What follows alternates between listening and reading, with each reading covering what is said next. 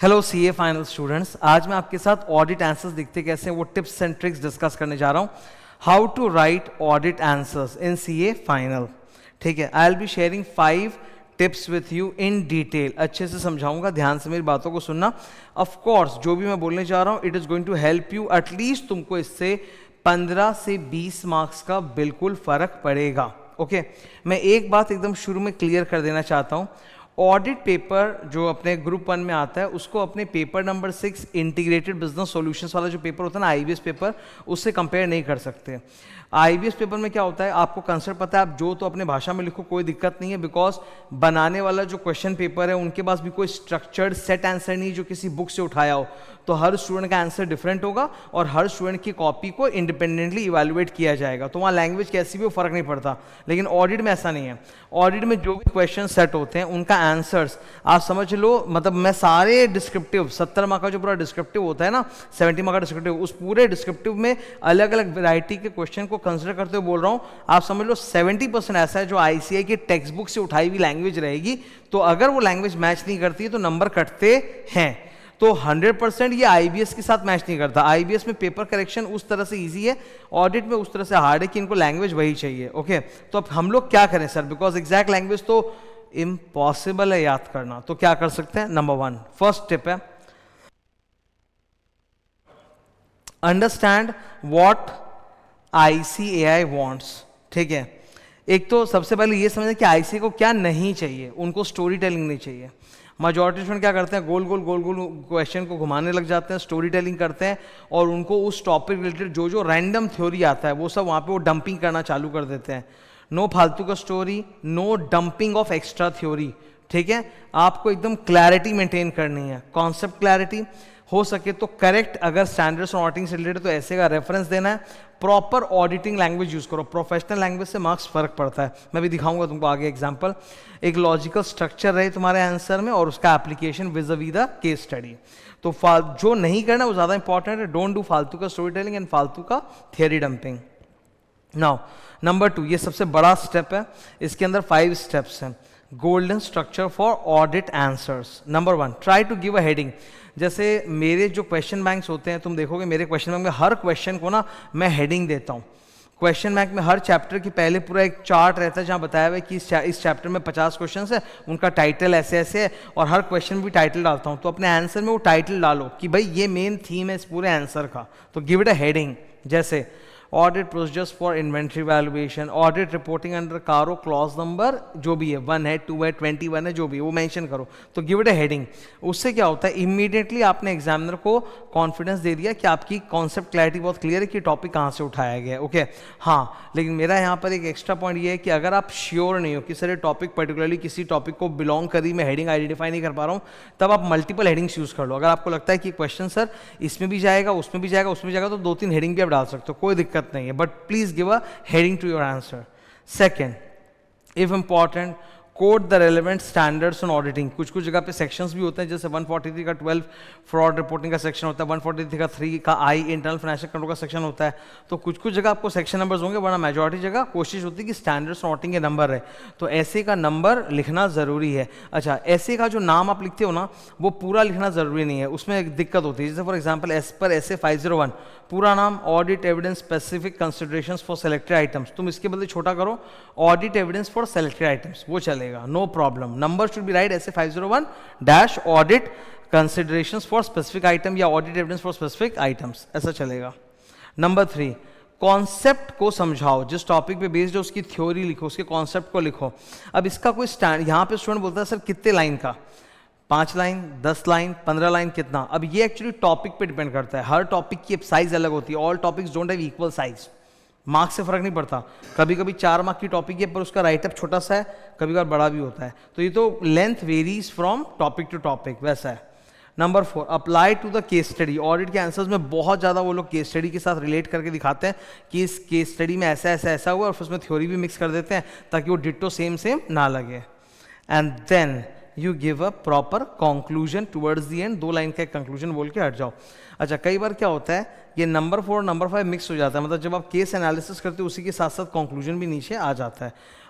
कभी भी अपने आंसर को ना कोशिश होनी चाहिए कि मैं एक अच्छा कंक्लूजन दे दूं, कभी कभार नहीं भी होता है। जैसे फॉर एग्जांपल प्रोफेशनल एथिक्स में आपको बोलना होता है जनरली गिल्टी कि नॉट गिल्टी, पर कोई कोई क्वेश्चन ही ऐसे होते हैं जहाँ गिल्टी नॉट गिल्टी नहीं होता, बट आप एडवाइस करो सीए को, तो वहां पे आप लिख देना hence the CA is advised accordingly, ऐसा लिख देना, ठीक है।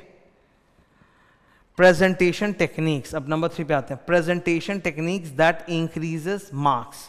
अक्सर हम टीचर्स आपको बोलते हैं बुलेट पॉइंट्स लिखो या पैराग्राफ लिखो, try to underline the key words and phrases. अब ये अंडरलाइनिंग को लेके थोड़ी सी कॉन्ट्राडिक्शन होती है कि आईसीए मना करता है।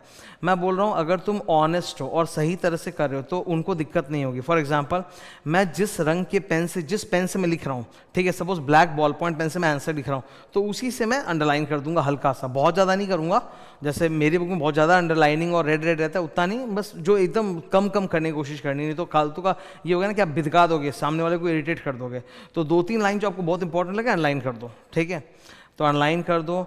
ऑडिट लैंग्वेज यूज करो, कैजुअल लैंग्वेज मत यूज करो, ठीक है। जैसे for example auditor will check everything carefully, don't say that, say the auditor shall obtain sufficient appropriate audit evidence. इस तरह की भाषा, तो भाषा मतलब बहुत क्लिष्ट होनी चाहिए, एकदम शुद्ध, professional tone, more marks. You're a final level student for God sake, तुम्हारे अंदर ऑलरेडी लैंग्वेज है, तुमको बस लिखना है। Number 4, some magical words that shows कि भाई ये स्टूडेंट ऑडिट पढ़ के आया अच्छे से।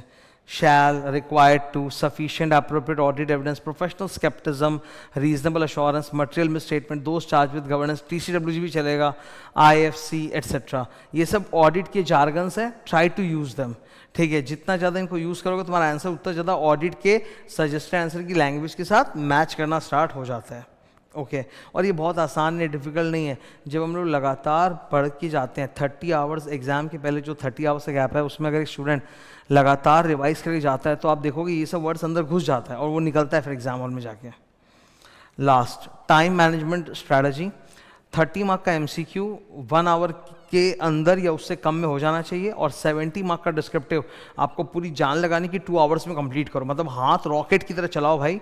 और try to attempt full paper, try to write full, because क्या पता आपने जो लिखा उससे भी आपको कुछ थोड़े बहुत नंबर मिल जाए। सपोज 10 मार्क का मुझे आता नहीं है तो वहाँ पे मैं लॉजिकली अपने हिसाब से सोच समझ के कुछ लिखता हूँ, क्या पता मुझे 10 में से 2 मार्क्स मिल जाए, 3 मार्क्स मिल जाए। वो क्रिकेट में जैसे होता है ना कि एक एक रन टुक टुक टुक टुक कर करके जोड़ना है, वैसे, ठीक है। तो you be the wall like Dravid. Audit paper ऐसा है कि धीरे धीरे धीरे धीरे धीरे धीरे धीरे धीरे मार्क्स तुम्हारे ऊपर की तरफ मूव करने स्टार्ट कर जाएंगे, ठीक है। तो थोड़ा सा इन सब चीज़ों पे बारीकी, ये सब बारीक चीज़ें होती है, इन पे ध्यान दोगे मार्क्स का फ़र्क पड़ेगा। अच्छा, इन पे ध्यान कब देना है? क्या सीधा मैं एग्ज़ाम के दिन जाके ध्यान दूंगा कि पहले से ध्यान दूंगा? सर मैं पहले से ध्यान दूंगा। मतलब जब आप क्वेश्चन बैंक्स को पढ़ते हो, ऑडिट क्वेश्चन बैंक पढ़ रहे हो, क्वेश्चन आंसर क्वेश्चन, तो उसी वक्त सोचो कि ये क्वेश्चन है, इसका उत्तर यहाँ तो ऐसा लिखा हुआ है, मैं अगर लिखता तो मैं कैसा लिखता, ठीक है। Because no student will be able to एकदम exactly copy paste the suggested answer given in the question bank. अब हम टीचर हैं, हमारी मजबूरी है कि क्वेश्चन बैंक में जो आंसर मुझे लिखना है वो एग्जैक्ट सजेस्टेड आंसर का लैंग्वेज होना चाहिए, मैं अपने मन का नहीं लिख सकता जरा सा भी सिंप्लीफाई करके। पर तुम तो स्टूडेंट हो, तुम्हारे हाथ में पूरा फ्रीडम है, ठीक है। तुम सजेस्टेड आंसर को पढ़ो और सोचो कि यार ये आंसर अगर मैं लिखा होता अपने स्टाइल में तो मैं कौन कौन सी चीज़ें लिखता, कौन कौन सी मिस कर देता, नहीं लिखता, और कौन कौन सी एक्स्ट्रा बातें ज़रूर मैं बोलता। तो अब सेल्फ अवेयरनेस कि तुम क्या सोचते क्या लिखते वो बहुत हेल्प करता है। And if you practice that over like 500 questions, बाप रे बाप, मैं बता रहा हूँ, आप समय मान के चलो ऑडिट के जो 2 क्वेश्चन बैंक होते हैं ना, वॉल्यूम और वॉल्यूम मिला के, उसमें 500 प्लस तो क्वेश्चन है, मेरे को गिनती में नहीं आ रहा है, ज़्यादा ही होगा क्वेश्चन, 600-700 टाइप्स का। तुम अगर हर क्वेश्चन को पढ़ते हो तो इस तरह से इवैल्यूएट करना चालू करो कि this the question, this the answer, और मैं इस आंसर से कितना दूर लिख पाता, मैं इतना लिख पाता कि नहीं लिख पाता, या मैं ज़्यादा लिखता या मैं कुछ एक्स्ट्रा पॉइंट भी बोलता, ठीक है। वो जिस दिन चालू हो जाएगा सेल्फ अवेयरनेस, माय गॉड, तुम्हारे राइटिंग में जादू आएगा। 15-20 मार्क्स छोड़ो, पूरा मतलब रॉकेट की तरह एग्जामिशन फाड़ दोगे एकदम सीधा, ठीक है। तो be careful, be aware while reading, read with the intention कि ये मेरे को अगर लिखना होगा तो मैं कैसा लिखूंगा, ओके। ऐसे ही और भी अच्छे अच्छे फाइनल ऑडिट के टिप्स एंड ट्रिक्स मैं डिस्कस करता रहूँगा ओवर द रेगुलर कोर्स, आप लोग को गाइड करता रहूँगा। रेगुलर बैच कंप्लीट हो चुका है, बहुत ज़बरदस्त गया, 150 आवर्स का। Exam batch is going on, वो 100 आवर्स के अंदर ही हो जाएगा और वो बहुत ब्यूटीफुल गति से जा रहा है। कंटेंट, बुक्स, क्लास एक नंबर है, मतलब nothing has been missed out.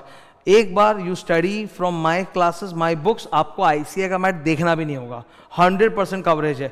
Short के नाम पे मैंने कुछ भी काटा नहीं है, आई हैव केप्ट एवरीथिंग। तो थ्योरी में 2 बुक होती है, पतली पतली होती है, 190 पेज की, तो 382 टोटल, दोनों थ्योरी बुक मिला के 382 पेजेस है, मतलब 190 पेज की पतली पतली बुक्स होती है। क्वेश्चन बैंक एग्जॉस्टिव होता है पूरा, क्योंकि उसमें मुझे PYQ, MTP, RTP, ICA, study mat, BOS, past questions और भी पुराने वाले सब डालने पड़ते हैं, तो थोड़ा मोटा हो जाता है। पर क्वेश्चन बैंक जरूरी भी है कि तुम हो सके जितना ज़्यादा क्वेश्चंस पढ़ के जाओ कि कुछ भी फंस जाए तो बल्ले बल्ले हो जाए एग्जाम में, है ना। तो और भी ऐसे टिप्स आते रहेंगे, be in touch with me, जुड़े रहो और अपने दोस्तों के साथ भी ये टिप्स एंड ट्रिक्स शेयर कर सकते हो। Thank you.